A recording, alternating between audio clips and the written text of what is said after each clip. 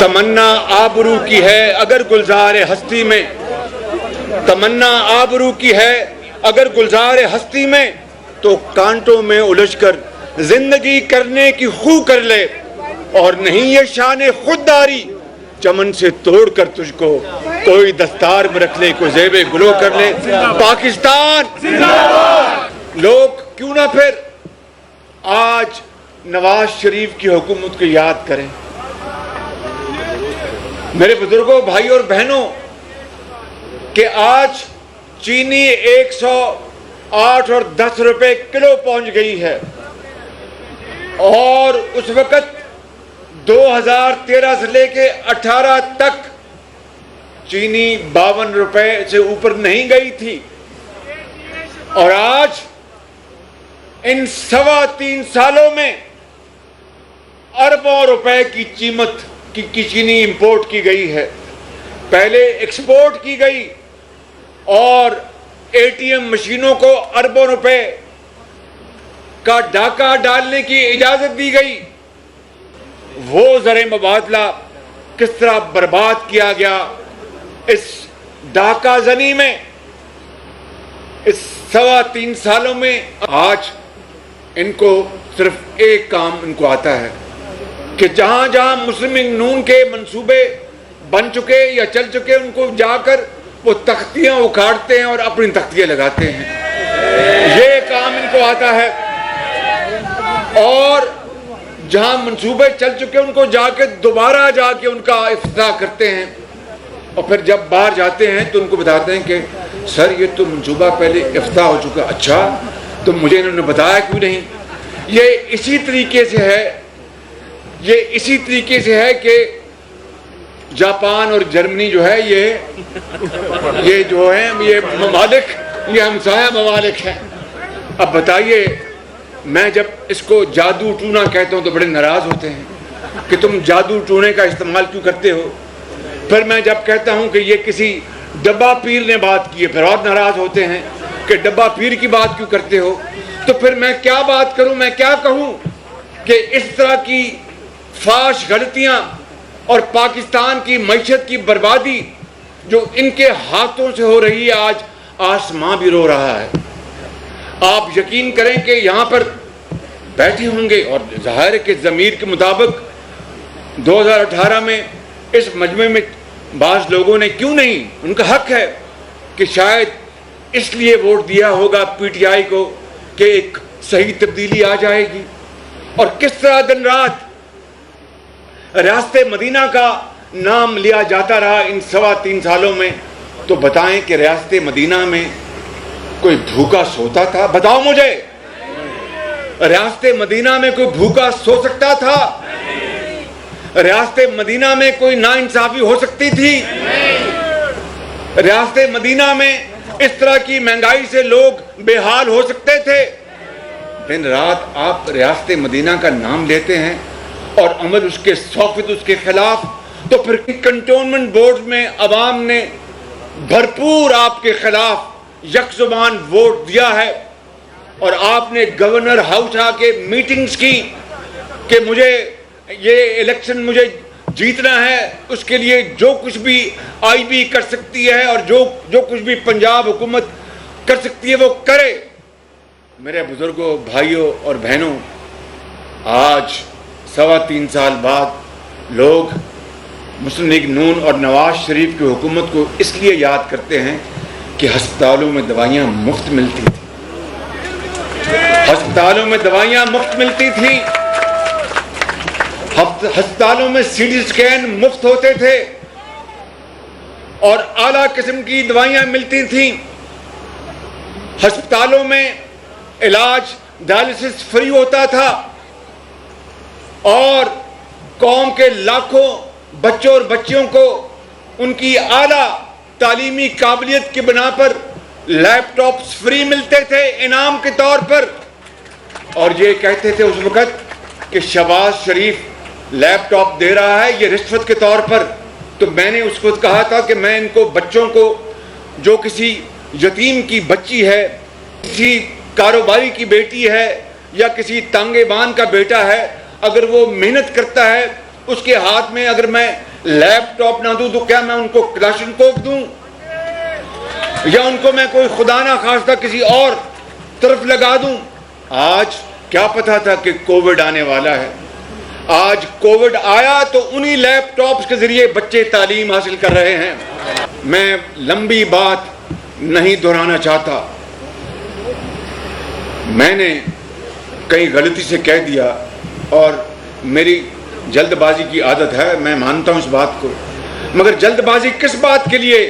کہ پاکستان کی قوم کی حالت بدل جائے، یہاں پر غریب، بے روزگار، یتیم کے اوپر یہ قوم دست شفقت رکھے، اور حضرت قائد اعظم نے عظیم تحریک کے ذریعے اور قربانیوں کے ذریعے جو ملک بنایا تھا، خدا داد ملک پاکستان، وہاں پر اللہ کی حاکمیت ہو اور ہر ایک کو اس کا حق ملے۔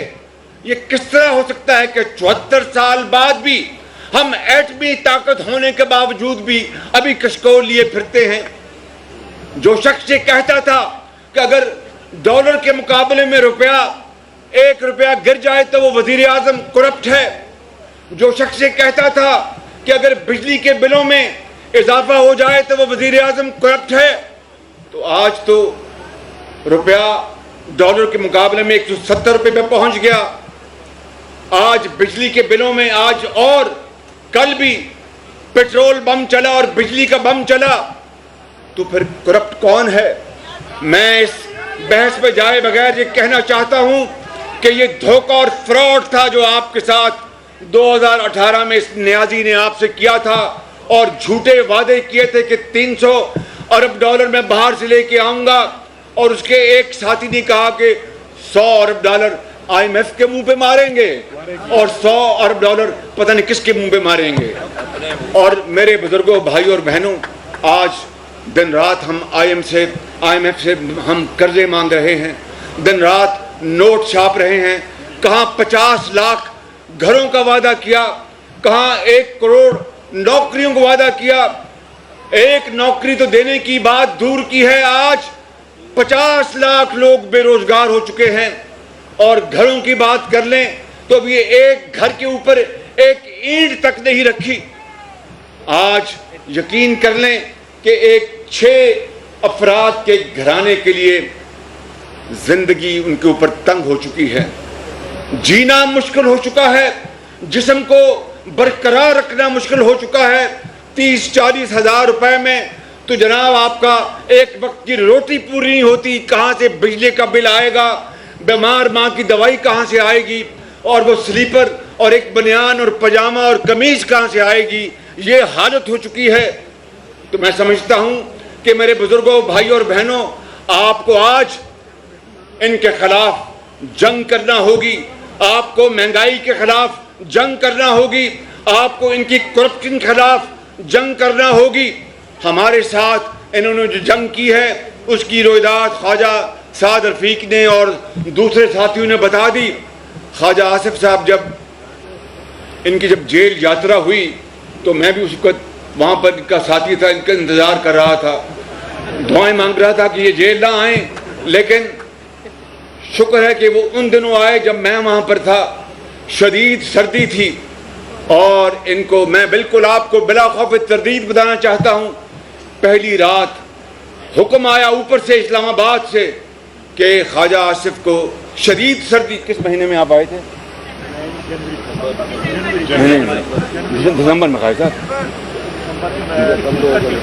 صاحب جیل نے تھوڑی سی ان کی یادداشت بڑھا دی ہے۔ یہ دسمبر میں آئے تھے، ضد کر رہے تھے کہ جنوری میں، میں نے کہا نہیں، میں دسمبر میں وہیں تھا، آپ دسمبر میں آئے وہاں پہ۔ تو شدید سردی تھی، حکم آیا کہ ان کو زمین پہ سلانا ہے، زمین پر، کوئی گدا ودا نہیں دینا اور کوئی ہیٹر نہیں دینا۔ اب یہ سن لیں بات، یہ کوئی میں رام کہانی نہیں سنا رہا، میں اس کا خود گواہ ہوں۔ میرے پاس رات کو یہ مجھے اطلاع ملی کہ خواجہ صاحب کو جناب انہوں نے کہا کہ ہیٹر نہیں دینا، چونکہ میرے کمر میں تکلیف ہے، تو میں نے اللہ کے نظام میں میں نے 2 بوتلیں رکھی ہوئی تھیں وہ ربڑ کی، جس میں گرم پانی ڈالتے ہیں، یاد پتہ ہے نا آپ کو، وہ بوڑھے بزرگ، میں بھی اب بوڑھا ہو گیا ہوں، تو وہ اپنی کمر میں رکھ لیتے ہیں رات کو سوتے وقت۔ میرے پاس 2 تھے، تو میں نے کہا کہ یار اس میں گرم پانی اور ڈالو اور خواجہ صاحب کو کہیں طرف پہنچا دو. اللہ بھلا کر اس آدمی کا. خواجہ صاحب کو وہ بوتل گرم پانی کی پہنچی, اس طرح انہوں نے رات بسر کی. یہ اس طرح کا ظلم اور چیرہ دستی اس حکومت نے کی. کاش اتنی کاوشیں یہ مہنگائی کے خلاف کرتی, بے روزگاری کے خلاف کرتی, اس ملک میں بھوک ننگ کے خلاف کرتی, اس ملک کے اندر پیداوار کے حق میں کرتی, تو شاید کچھ لوگ ان کو دعائیں دیتے. یہی وجہ ہے کہ آج کنٹونمنٹ میں وہیں پر ان کا قبرستان نکال دیا. اور اگلا الیکشن انشاءاللہ, اگلا الیکشن اللہ تعالیٰ نے چاہا تو اگلا الیکشن آپ کا ہوگا انشاءاللہ. اگلا الیکشن نواز شریف کی قیادت میں مسلم لیگ نون پورے پاکستان میں میدان مارے گی انشاءاللہ تعالی. اس کے لیے ہمارا مطالبہ جائز نہیں بلکہ پرزور مطالبہ ہے. مطالبہ نہیں, یہ قوم کا حق ہے کہ الیکشنز فری اینڈ فیئر کرنے ہوں گے. اس مرتبہ کوئی جھگڑوں کو برداشت نہیں کرے گا, اس مرتبہ کوئی سلیکٹڈ کو برداشت نہیں کرے گا. یہ بلے باز اگر ہے تو جا کے میدان میں بلے بازوں کو بلہ چلانا سکھائے. چھوڑے اسلام آباد کے اس پرائم منسٹر ہاؤس کو کہ اپنی جو تھوڑی بہت آپ نے اپنی عزت بنائی تھی اس کو بھی مٹی میں رول دیا آپ نے, اور آپ نے وہ کام کیے جو کوئی سوچ نہیں سکتا تھا. اور پھر کہتے ہیں کہ میں ایک آنسٹ وزیر اعظم ہوں. آج جائیں پوچھے قوم سے پنجاب کے میدانوں میں, مہران کی وادیوں میں, بلوچستان میں اور KPK میں کہ کس طور وہ زندگی بسر کر رہے ہیں. میں کوئی یہاں پر بڑی بات نہیں کرنا چاہتا. اللہ سے ہمیشہ ڈرنا چاہیے اور توبہ کرنی چاہیے. ابھی میں آپ کو کہہ رہا تھا کہ میں واقعتاً عادتاً جلد باز ہوں. میں نے کہہ دیا اپنی وہ آئی میں کہ انشاءاللہ ہم بجلی کے اندھیرے 6 مہینے میں ختم کر دیں گے. جب 6 مہینے گزر گئے تو کچھ بھی نہیں ہوا تھا. وہ بات درست ہے. تو مخاطبوں نے کہا کہ یہ دیکھو شہباز شریف کہہ رہا, کہتا میرا نام بدل دینا, ابھی نام بدلے. مگر اس مالک کا کرم ہے میرے بزرگوں, بھائیوں اور بہنوں, کہ وہ پھر نواز شریف کی قیادت میں رب تعالیٰ نے ہمیں ہمت دی, ہمیں توفیق عطا کی کہ 4 سالوں میں 11,000 میگا واٹ بجلی لگا کر اندھیرے ہمیشہ کے لیے ختم کر دیے. میں آپ کو بلا خوف تردید کہتا ہوں کہ اگر یہ موقع, یہ دور جو گزر رہا ہے, یہ اگر PMLN کو اللہ تعالیٰ نے دوبارہ اگر وہ دیتا اور نواز شریف کی قیادت میں یہ ملک 4تھی بار, تو میں آپ کو بلا خوف تردید کہتا ہوں کہ یہ ملک اور راکٹ کی طرح اوپر جا رہا ہوتا, صنعتوں کی چمنیوں سے دھواں نکل رہا ہوتا, لاکھوں لوگوں کو روزگار مل رہا ہوتا, بے روزگاری کے خاتمے کے لیے دن رات کام ہو رہا ہوتا, ہسپتالوں میں مریضوں کے لیے اور سہولتیں مہیا ہوتی, ان کے لیے بہترین علاج ہوتا. میں بڑی بات نہیں کرتا. ڈینگی آئی تو آپ جانتے ہیں کہ ڈینگی سے کس طرح ہم لڑے. یہ کووڈ آیا تھا, یہ کوئی میں کسی کو الزام نہیں دے رہا. کووڈ ایک آیا, ایک آفت تھی اور ہے, لیکن ہم لڑ مر جاتے, کووڈ کا مقابلہ کرتے اور اس کو ہم کنٹرول کرتے بالکل. لیکن ان کو توفیق نہیں ہوئی کہ دوائیاں خرید سکیں. یہ اپنی عطیات کے اوپر لگے رہے کہ عطیات آئیں, چائنا سے آئیں, فلاں سے آئیں, اور پیسہ جو ہے ATM مشینیں بناتی رہیں, اربوں روپے کھائے جاتے رہیں اور یہ ریاست مدینہ کی بات کرتے رہیں. میرے بزرگوں, بھائیوں اور بہنوں, اب مزید انتظار نہیں کیا جا سکتا. ہمیں کھڑا ہونا ہوگا. اس مہنگائی کے خلاف ہمیں جنگ لڑنی ہوگی, اس کرپٹ حکومت کے خلاف ہمیں جنگ لڑنی ہوگی. اور ہمارا مطالبہ ہے عدلیہ سے, تمام آئینی اداروں سے, عدلیہ ہو چاہے مقننہ ہو, چاہے انتظامیہ ہو, چاہے الیکشن کمیشن ہو, چاہے کوئی اور ادارہ ہو, کہ ہر صورت اس ملک کو شفاف الیکشن چاہیے, قانون کی حکمرانی چاہیے, سویلین سپریمیسی چاہیے. اگر یہ قوم کو اگر یہ بات ملتی ہے تو میری مفاہمت تو پھر یہی ہے. اور کیا میری مفاہمت ہے؟ اور بھائی میں نے اگر مفاہمت کی بات جو کی ہے تو جو اغیار جو اس کا مطلب نکالتے ہیں کہ مجھے اس کے بدلے میں لڈو ملے یا پیڑے ملے یا سیال کوٹ کی کیا ہوتی ہے وہ چم ملی مجھے سیال کوٹ کی کلا کند خدا دا یار کلا گھن کھان دل کر دیا جوڑا. تو اگر یہ ہوتا ہے تو پوری مسلم لیگ نون الحمدللہ مل کر کام کرے گی. لیکن اگر شفاف الیکشن نہیں ملتے تو پھر میں سمجھتا ہوں کہ ہمارے پاس کوئی چارہ کار نہیں ہوگا کہ شفاف الیکشن کے لیے ہر قانونی اور سیاسی سہارا ہم لیں. یہ ہمارا حق ہے, قوم کا حق ہے.